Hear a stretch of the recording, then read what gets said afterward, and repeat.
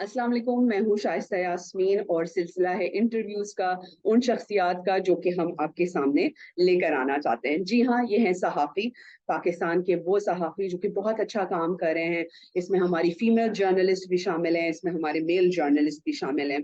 तो कोशिश हमारी ये है कि हम जो है वो इनकी ज़ात के हवाले से, इनके काम के हवाले से बात करें और इनसे जानें कि वो क्या कुछ कर रहे हैं। आज भी मेरे साथ जो मेहमान मौजूद हैं वो हैं नायाब बतूल।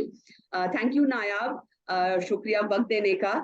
ये मुझे बताएं, क्योंकि हमने तो अपने जो इंटरव्यूज है फॉर्मेट ये रखा हुआ है कि हमारा मेहमान खुद अपना तारुफ कराता है, तो मुझे प्लीज अपना तारुफ कराएं कि आप किस तरह से अपने आप को इंट्रोड्यूस करना चाहेंगी।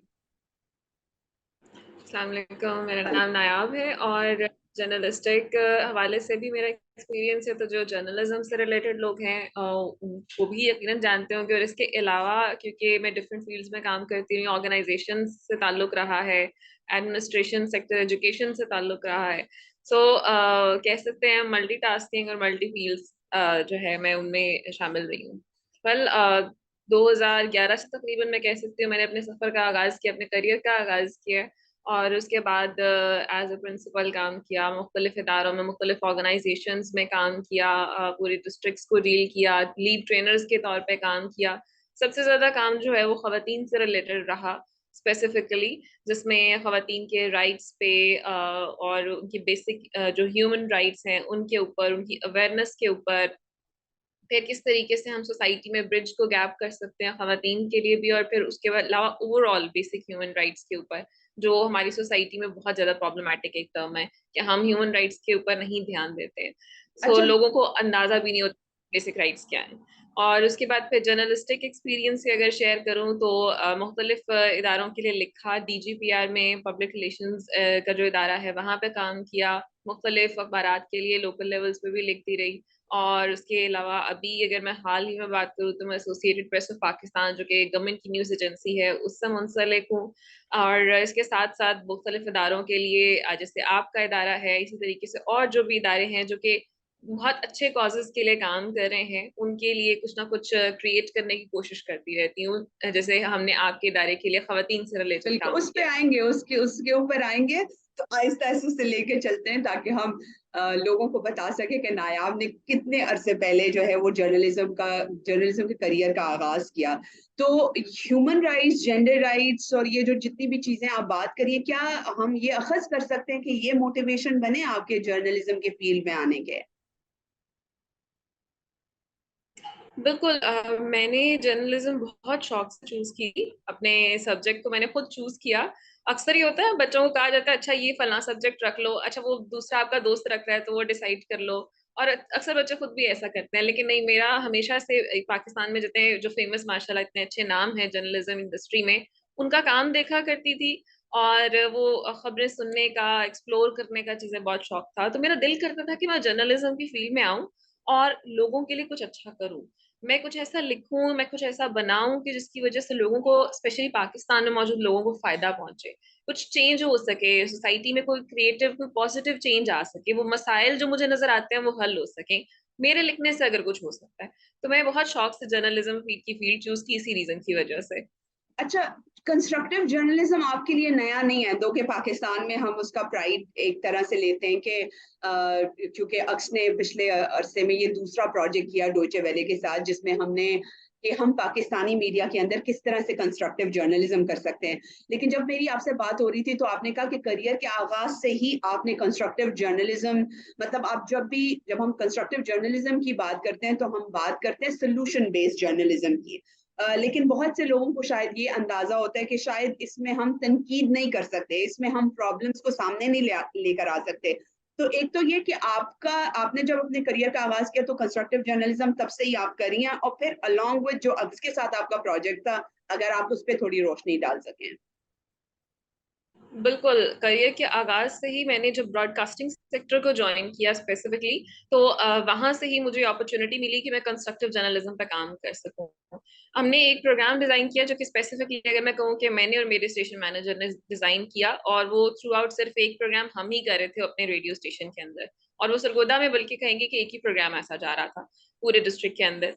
और वो प्रोग्राम ये था कि हमने डिजाइन ही यही किया कि जो भी हमारे पूरे डिस्ट्रिक्ट या ओवरऑल, अगर सिर्फ डिस्ट्रिक्ट की बात ना करें, हम ओवरऑल पाकिस्तान की बात करें, हम्म। पाकिस्तान में जो जो मसाइल, चाहे वो यूथ हमारी फेस कर रही है, वो हमारी खवातीन फेस कर रही हैं, वो हमारी सोसाइटी से रिलेटेड हैं, हमारे सोशल इश्यूज हैं, सोशल टैबूज हैं, या फिर उसके अलावा आपके इर्द गिर्द मौजूद ऐसे मसाइल हैं जिन पे आपके जो पब्लिक ऑफिस होल्डर्स हैं उनका अमल दखल बहुत जरूरी है उसको हल करने के लिए। तो जहां जहां जिन जिन लोगों का एक इम्पॉर्टेंट रोल है जो मसाइल को हल कर सकते हैं, उनको बुलाया जाए और उनसे बात की जाए, कोई ना कोई एक प्रॉब्लम चूज किया जाए सोसाइटी का और उससे रिलेटेड पर्सन को बुला के उनसे बात की जाए और उनसे कहा जाए इसका हल बताएं, जो लोग सुन रहे हैं उन सबको इसका हल बताएं। हम मसाइल पे बहुत बात करते हैं, आप हमें हल बताएं। तो हमने लॉयर्स को बुलाया, हमने एजुकेशन सेक्टर से रिलेटेड लोगों को बुलाया, एनजीओ के लोगों को बुलाया, पब्लिक ऑफिस होल्डर्स को बुलाया, मुख्तलिफ पब्लिक ऑफिसर्स को बुलाया। सो ये वहां से ही सफर मेरा चल रहा है कंस्ट्रक्टिव जर्नलिज्म का। अच्छा। उसके बाद अक्स के साथ रोशनी डालूं, सो हाँ। अक्स ने एक और दी कंस्ट्रक्टिव जर्नलिज्म पे काम करने की, जो कि बहुत जबरदस्त एक्सपीरियंस रहा, क्योंकि उसमें एक इतने इंपॉर्टेंट खवातीन से रिलेटेड इशू के ऊपर हमने बात की और उस इशू पे सिर्फ बात नहीं की, हमने उसका हल भी सामने लेके आए। अच्छा, तो दैट्स वेरी इंटरेस्टिंग, क्योंकि पता है क्या, हम जब private media, I don't know आपका अगर गवर्नमेंट की ब्रॉडकास्टिंग से ताल्लुक था तो ये बड़ा अच्छा होता है, क्योंकि वहां आप हमेशा पॉजिटिव को सामने लेकर आते हैं, सोल्यूशंस पर बात करते हैं। लेकिन जब हम प्राइवेट मीडिया की बात करते हैं तो प्राइवेट मीडिया में पूरा आप 1 घंटे का शो सिर्फ उसकी तनकीद पे और एक दूसरे पे वो जो कीचड़ उछालते हैं उस पे ही कर लेते हैं। तो ये जो एक अक्स ने जो एक इनिशिएटिव लिया था कंस्ट्रक्टिव जर्नलिज्म का, उसके आपके की टेक अवेज क्या थे? आर्टिकल पे हम आएंगे, लेकिन क्योंकि एक ऑब्वियसली ये एक कड़ियों पर मबनी एक प्रोग्राम था ना, जिसमें ट्रेनिंग थी, फिर ट्रेनिंग के बाद आपको स्टोरी पिचेस करने थे, स्टोरी पिच करने के बाद वो कॉन्टिन्यूस मेंटरिंग थी कि आप लोग किस तरह से बेहतर कर सकते हैं, क्योंकि शायद आप उन खुशकिस्मत लोगों में से थी जिनकी पहले से इतनी ज्यादा अवेयरनेस है, जेंडर सेंसिटाइज्ड हैं, चूंकि आपने ह्यूमन राइट्स पे भी काम किया, आप जेंडर राइट्स के ऊपर भी काम करती रही हैं, जेंडर इश्यूज को बहुत अच्छी तरह समझती हैं। तो उस तरह से बाकी लोग नहीं थे, तो वो लोग जो इश्यूज लेकर आए थे उसमें क्लाइमेट चेंज था, उसके अंदर जो लैंड अर्बनाइजेशन हो रही है और फिर किस तरह से वो इंसान को और क्लाइमेट को इफेक्ट करें, उसके अंदर भी हमने जेंडर को इनकॉर्पोरेट करने की कोशिश की, because gender in it self बहुत ज्यादा क्रॉस कटिंग थीम है, उसको आप अलग से कर ही नहीं सकते, कोई भी इशू ले लें। सो आपको कैसे लगा वो ट्रेनिंग प्रोग्राम 1 और फिर वो मेंटरिंग? ट्रेनिंग प्रोसेस तो बहुत ही जबरदस्त है। एंड इवन दो मैं अगर ये कहूँ कि मैं कंस्ट्रक्टिव जर्नलिज्म कर रही हूँ इतने अरसे से, मैं बहुत कुछ उसमें एक्सपीरियंस रखती हूँ या मैं जेंडर इश्यूज में एक्सपीरियंस रखती हूँ, स्टिल हर लेवल पे हमें जैसे जैसे सोसाइटी आपकी तब्दील होती है, जैसे जैसे उसकी तरीकाकार तब्दील होता है काम करने का, वैसे ही आपको उस काम करने के तरीकाकार के अकॉर्डिंग अपनी लर्निंग को भी इंक्रीज करना पड़ता है, आपको अपनी कैपेसिटी बिल्डिंग करनी पड़ती है। सो जो ये अक्स की मेंटोरशिप थी, ये बहुत ही जबरदस्त थी इस लिहाज से कि हमें वो बहुत इंपॉर्टेंट टूल्स, वो ट्रिक्स, वो तरीक़ाकार, वो बातें, वो प्रोफेशनलिज्म, वो एथिक्स, जो कि शायद हमें उस तरीके से मालूम नहीं थे, वो पता चले। हमारे जो सीनियर्स माशाल्लाह जिन्होंने इस पूरे ट्रेनिंग के दौरान हमें बहुत सारी चीजें सिखाई, वो जो कंस्ट्रक्टिव जर्नलिज्म के कोर्स को उन्होंने बाकायदा प्रैक्टिकल अंदाज में, प्रैक्टिकल नॉलेज के साथ हम तक पहुंचाया। और फिर थ्रू आउट जितनी देर हम स्टोरीज पे काम करते रहे, शहजाद साहिबा ने मेंटोरशिप में बहुत अहम किरदार अदा किया। उन्होंने बड़े जबरदस्त तरीके से जहां जहां कोई ना कोई प्रॉब्लम लगता था, इसको कैसे टैकल किया जाए। अब ये आपने जब इंटरव्यूज कर रहे होते हैं और वो सारा प्रोसीजर होता है और आप कहीं ना कहीं कहानी में फंस जाते हैं, अब इसको कैसे मोड़ा जाए, कैसे मोल्ड करें, कहाँ से वो रास्ता निकाले, तो वो बड़ा आपको वहां पे आपको अपने मेंटोर की जरूरत पड़ती है। तो वो बड़ा इंपॉर्टेंट रोल था थ्रू आउट इस पूरे प्रोसेस में, जो कि मैंने इंजॉय भी किया, मजीद सीखा, और उसी सीख को मैं अभी तक इस्तेमाल भी कर रही हूँ। That's very nice. अच्छा, नायाब, आप आपके आर्टिकल के ऊपर आ जाते हैं। पहली बात तो ये कि जो आपने स्टोरी पिच की वो क्या थी, और उसको करने का आप क्या हासिल करना क्या चाहती थी, मतलब?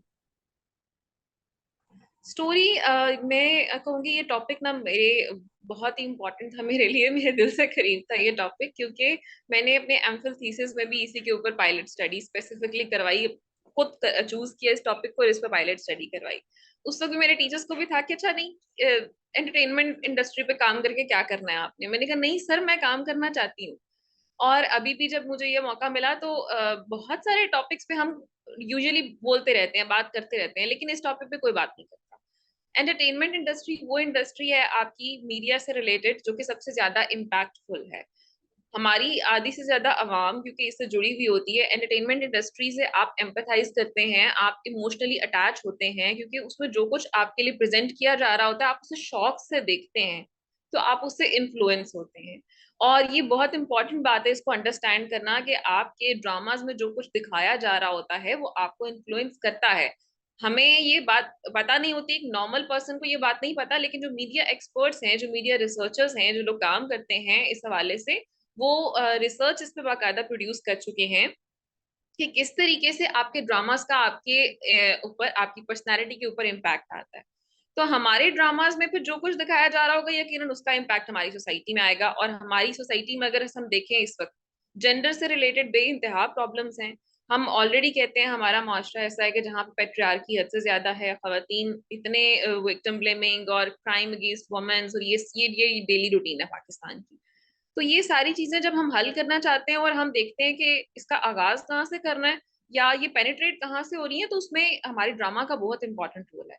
ड्रामास के जरिए क्राइम अगेंस्ट वुमेन को बहुत बुरे तरीके से सोसाइटी के अंदर पेनिट्रेट करने की कोशिश की जा रही है, जो कि लोग नहीं समझ पाते। तो हमें अपनी ड्रामा इंडस्ट्री के ऊपर बात करना बहुत इंपॉर्टेंट है और इसीलिए मैंने ये टॉपिक चूज किया। अच्छा, ये this is very nice because हमारे यहाँ पे ना ये क्योंकि देखिए आप ड्रामा से क्यों रिलेट करते हैं, आप ड्रामा से इसलिए रिलेट करते हैं कि वो लगता है आपको कि ये सोसाइटी की हकीकत है। और फिर जब आप न्यूज में देखते हैं कि अच्छा बीवी को मार दिया गया, उसको कत्ल कर दिया गया, खवातीन को अगवा कर दिया गया। सिमिलरली खवातीन जो ऑफिस में काम करती हैं वो इस किस्म की होती हैं, या तो आपको पेंट शर्ट में नजर आएंगी, वो बहुत बेबाक नजर आएंगी, बोल्ड होंगी।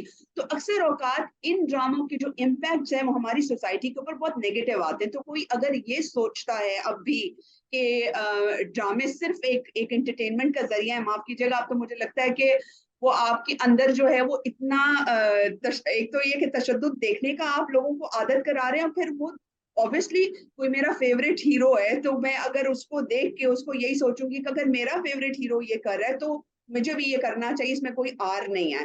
तो खैर दैट्स बिसाइड्स, इसके ऊपर डिस्कशन तो हमेशा चलती ही रहती है। लेकिन क्या आपको लगता है कि जिन भी क्योंकि आपका आर्टिकल बहुत अच्छा बुना हुआ है, उसके अंदर जिस तरह से आप मसले को लेकर आई हैं, फिर आपने जिन एक्टर्स और को सामने लेकर आई उनसे बात की, उनका सिलेक्शन और फिर उनसे बात करना, उसके बारे में थोड़ा सा बताएं, क्योंकि खवातीन भी आपके उसके अंदर शामिल थी आर्टिकल्स में जिन्होंने रिस्पॉन्सेज दिए और मर्द भी शामिल थे। तो क्या आपको लगा कि जो इंडस्ट्री के अंदर काम करने वाले वो खुद इस जेंडर बाइस को, इस रिप्रेजेंटेशन को खवातीन की कैसे देखते हैं? फर्स्ट ऑफ ऑल अगर मैं थोड़ा सा इसके बारे में शेयर करूं, आपकी बात से वहां से आगाज करती हूँ। आपने कहा ना कि अगर हमारे फेवरेट हीरोज हैं तो हम उनको जब देख रहे होते हैं करते हुए तो वहां से हम भी उस चीज को इम्प्लीमेंट करना शुरू कर देते हैं। एग्जैक्टली ये एक साइकोलॉजिकल प्रोसेस है बेसिकली, जो जिसको हम आम आदमी या फिर क्रिएटर्स जो है वो अक्सर नजरअंदाज कर देते हैं अपने रेटिंग्स के चक्कर में। हालांकि वो जानते होते हैं लेकिन अपने रेटिंग्स की वजह से नजरअंदाज कर देते हैं। जो आपकी मीडिया की साइकोलॉजिकल थीरीज हैं वो आपको क्लियरली ये बताती हैं कि इंसान सबसे ज्यादा जो सीखता है वो मॉडलिंग का एक बिहेवियर जिसको बोला जाता है उससे सीखता है। आपके सामने एक ऐसा पर्सन जिसे आप एक रोल मॉडल कंसिडर करते हैं, जब वो आपके सामने कोई काम ऐसा कर रहा होता है तो आप उसी काम को खुद इम्प्लीमेंट करना शुरू हो जाते हैं, और वो जितनी इंटेंसिटी से वो काम आपके सामने किया जा रहा होगा उतनी ही इंटेंसिटी से आप साइकोलॉजिकली अनकॉन्शियसली उसका इम्पैक्ट लेना शुरू हो जाते हैं। तो हमारे हीरोज जितने भी इस ड्रामाज में दिखाए जा रहे होते हैं, बेसिकली प्रॉब्लम ही यही है। मेरे जो इसका टॉपिक था वो यही था कि हम क्राइम अगेंस्ट वुमेन को रोमांटिसाइज कर रहे हैं, और रोमांटिसाइज करने के लिए हम उन्हीं हीरोज को चूज कर रहे हैं जिन्हें आवाम पसंद करती है। तो हमारे हीरोज जब वो क्राइम जो खातून के खिलाफ है, डोमेस्टिक वायलेंस है, औरत पे हाथ उठा रहे हैं, औरत के साथ मारपीट कर रहे हैं, रेप है, किडनैपिंग है, फोर्स्ड मैरिजेस हैं, ये सब कुछ आप कर रहे हैं और एक हीरो को आप ये करते हुए दिखा रहे हैं, और एट द एंड वो सब कुछ आपको नॉर्मल होता हुआ भी दिखा देते हैं कि भाई क्योंकि हीरो था इसलिए सब कुछ नॉर्मल है। तो वही मॉडलिंग बिहेवियर आपके ऊपर साइकोलॉजिकल इम्पैक्ट डालता है और आप कहते हैं हाँ वाकई ये नॉर्मल होगा। आप इंटेंशनली नहीं कहेंगे, आप अनइंटेंशनली कहेंगे ये नॉर्मल है, और फिर आपको सोसाइटी में नजर आता है। हम्म, कितने केसेस हैं जिनमें हमें ये सब कुछ नजर आता है। तो हमने कोई जो अभी रिसेंटली मैं जिस वक्त स्टोरी पे काम कर रही थी, उस वक्त जब मैं मिस शहजाद साहबा से भी डिस्कस करी थी यही बात, तो हमने इस बात का जिक्र किया कि जो रेप विक्टिम्स और फोर्स्ड मैरिजेस होती हैं, ये हमें उसी हाल ही में उस वक्त एक केस नजर आया जिसमें जो एक रेप विक्टिम थी उनको कहा गया कि ठीक है आप उस पर्सन से शादी कर लें और उसके बाद हम आपका केस जो है वो खत्म कर रहे हैं, बिकॉज शादी के बाद कोई मसला नहीं। तो आप ये देखिए कि सोसाइटी भी उसमें कोई बात नहीं, लोगों ने मतलब उसको बिल्कुल नॉर्मल इसीलिए लिया, और इवन हमारे जुडिशियल सिस्टम तक अगर ये बात नॉर्मल कंसिडर की जा रही है कि आप एक क्रिमिनल को बजाय पनिश करने के आप उसको ये कह रहे हैं कि अगर वो उससे शादी शादी करके कर जी लेता है तो आपने वो ऑनर जो है वो रिस्टोर कर लिया, विच इज नॉट राइट। अभी वैसे उसी ये इंसिडेंट जो था ना, वो अदालत में खुद उन्होंने कहा कि जी शादी करके ये मामला हल करें, लेकिन उसके कुछ ही दिनों के बाद एक फैसला आया कि रेप जो जो आपका कल्प्रिट है ना, जो रेप करने वाला, उसके साथ किसी भी तरह का कोई पैचअप वगैरह नहीं हो सकता, और उन उसकी बिल्कुल उसको कानूनी सजा होगी जिसका वो मुस्तहिक है। तो आपको मतलब हम बड़ा नॉर्मलाइज करते हैं, जैसे आपने कहा कि वायलेंस है या रेप है, ये इतने बड़े क्राइम्स हैं। मतलब आप ये कैसे मान सकते हैं कि जिस इंसान के साथ रेप हुआ है उसकी आप उसी शख्स से शादी करा दें, और फिर आप उस वायलेंस को रोज जिए, जिसको आप देख कर, मतलब वो बेशक आपका हस्बैंड हो, लेकिन आपकी मेमोरी के अंदर उसका इम्पैक्ट आप उसको चेंज नहीं कर सकते। और लास्ट एपिसोड में आके आप जो जो पूरा वो, अब तो खैर मेरा ख्याल है आजकल जिस तरह के सिटकॉम्स बन रहे हैं, माफ कीजिएगा, 50-50 एपिसोड्स हो गई हैं। मुझे नहीं पता वो इतने जहनों इतने अरसे से जो जहन साजी कर रहे होंगे उसको आखिर में किस तरह साफ करेंगे। मेरा ख्याल है वो तेजाब डाल के इस जहन को साफ किया जा सकता है, क्योंकि वो तो इतने अरसे तक इनकलकेट हो गई होंगी वो सारी चीजें। नायाब, मुझे बताएं कि आपको लगता है कि क्या आपका आर्टिकल इस तरह का कोई डायलॉग क्रिएट करने में मददगार साबित हुआ? आपको लोगों का फीडबैक कैसा आया? ऑर्गेनाइजेशन की तरफ से आपको रिस्पांस कैसा आया? क्योंकि माशाल्लाह आपका ये article which was not only published in Urdu में Urdu newspapers but also in English newspapers as well. तो रिस्पांस के बारे में बताएं, फीडबैक की एंगेजमेंट कैसी थी? फीडबैक, क्योंकि देखिए आप कोई भी काम करते हैं स्पेशली पॉजिटिव काम करते हैं ना, तो आपको दोनों तरह के फीडबैक, इसमें नेगेटिव भी होता है वो भी मिलता है, आपको पॉजिटिव फीडबैक है वो भी मिलता है। सो फीडबैक दोनों तरह का रिसीव हुआ। जिसमें पॉजिटिव फीडबैक ने मुझे बहुत इंकरेज किया, मेरे टीचर्स ने, मेरे मेंटोर्स ने मुझे जो है वो फीडबैक दिया, मैंने अपने मेंटोर्स को भेजा, उन्होंने पढ़ा, और जिनसे मैंने लिखना सीखा है उन्होंने पढ़ा, और they were like very happy first of all, and then they were like shocked, क्यों कर रही थी ऐसा, किसने कहा था करने को। मतलब अगर कोई जो है वो खामखा में तुम्हारे पीछे पड़ जाएगी, तो मैं एंटरटेनमेंट इंडस्ट्री पे बात करी, उतनी बड़ी बात करी, नहीं नहीं नहीं सर कुछ नहीं होता, मतलब मैं करना चाहती थी, ये करना चाहती थी, मैं खुद करना चाहती थी। And then there were some restrictions कि आपने, क्योंकि अपने जब अपने ऑर्गेनाइजेशन से रिलीज करना है, हम क्योंकि सरकारी ऑर्गेनाइजेशन हैं, वो बहुत सारे वो दरमियान में रिस्ट्रिक्शंस होते हैं कि ये तो नहीं है, ये तो नहीं है, ये मसला तो नहीं है, वो वाली चीजें भी फेस की। और फिर उसके बाद लोगों की तरफ से, ख्वातीन की तरफ से बहुत अच्छा रिस्पांस मिला कि आपने बड़ा मतलब जबरदस्त इशू हाईलाइट किया, और कुछ लोगों की तरफ से फिर वही सेम रिस्पांस था, ये कोई इतनी बड़ी बात तो नहीं है, मतलब क्या जरूरत है ये वाली बातें करने की, हमारे माशरे में हाँ, तो इस तरह का कुछ नहीं होता, अगर होता भी है तो वो तो नॉर्मल सी बात है। और सबसे बड़ी बात वही जिस पे हम बात कर रहे थे, ड्रामा से कहाँ ऐसा इम्पैक्ट आता है, ड्रामा तो एंटरटेनमेंट है ना, तो इससे तो कोई फर्क नहीं पड़ता है। इस तरह वाले भी सुनने को मिले, लेकिन जो अच्छे रिस्पॉन्सेस थे वो भी बड़े जबरदस्त, उनसे हौसला अफजाई हुई कि हाँ ठीक है, कुछ लोगों ने इसको समझा है, लोगों ने इसको समझने की कोशिश की है, और अगर एक बंदा भी उसको समझता है, अगर एक बंदा भी उससे इम्पैक्ट लेता है, तो यही आपकी जीत होती है कि एक बंदा भी चेंज हो जाए। और डायलॉग की जहां तक बात करें, तो अभी रिसेंटली आपने देखा और मुझे बड़ा अच्छा लगा जो रिसेंटली अभी हुआ है, एक सेम सिनेरियो हमने जिसके ऊपर हमने ये आर्टिकल लिखा, जो हमारा मकसद था वो हमारा मकसद हमें पूरा होता हुआ नजर आया अभी एक रीसेंट ड्रामे के बाद। क्योंकि जैसे ही तेरे बिन की वो जो एपिसोड, जो कि ट्रिगरिंग एपिसोड थी बहुत, इसमें मैरिटल रेप को जो है वो रोमांटिसाइज किया जा रहा था, उसके ऊपर लोगों ने बड़ी शिद्दत से बात की, शिद्दत से रिस्पॉन्स आया लोगों की तरफ से, और लोगों ने टोटली उसको कहा कि नहीं ये एक्सेप्टेबल नहीं है किसी भी सूरत, आप मैरिटल रेप को जस्टिफाई नहीं कर सकते हैं। चाहे आप कुछ भी कर लें, कुछ भी कह लें, लेकिन आप इसको जस्टिफाई नहीं कर सकते। इवन दो राइटर ने फिर उसको जस्टिफाई करने की कोशिश की, लेकिन वो रिस्पॉन्स इतना बड़े लेवल का था, वो डिस्कशन इतने बड़े लेवल की थी कि उनको एट टाइम फिर वो जो एपिसोड जो कि उन्होंने एयर करनी थी, जिसका बेसिकली उन्होंने प्रोमो शेयर किया था, उन्होंने उस एपिसोड को फौरन चेंज किया। उसमें वो व्हाट्सएप ऑडियोज के साथ उन्होंने उसको चेंज किया, और वो लोगों को पता भी चल गया एपिसोड देखने के बाद चेंज किया गया। But that was a great thing कि लोगों को रियलाइज हुआ कि नहीं, this is the yes, full.